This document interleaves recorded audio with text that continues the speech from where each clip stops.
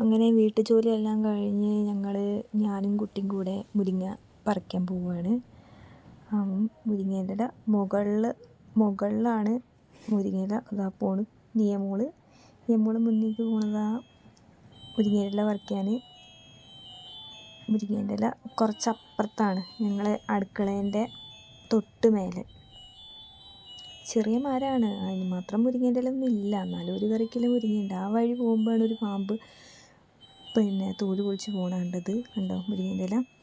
അത് കുറച്ചുള്ളൂ, ഞങ്ങൾക്ക് രണ്ടാൾക്കുള്ള കറിക്ക് അത് മതിയാവും.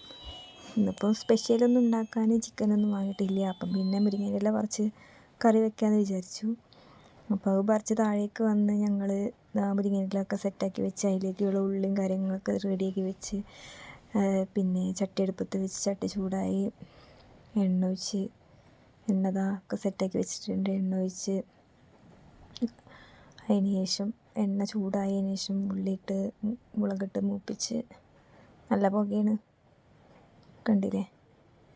എന്നിട്ട് വെള്ളം ഒഴിച്ച് തിളപ്പിച്ച മുരിങ്ങേൻ്റെ ഇല തിളച്ചുകൊണ്ടിരിക്കുന്നുണ്ട്. തിളച്ച് നല്ല ടേസ്റ്റുള്ള കറിയാണ്, ഞങ്ങൾക്ക് ഭയങ്കര ഇഷ്ടമാണ് ഇവിടെ എല്ലാവർക്കും.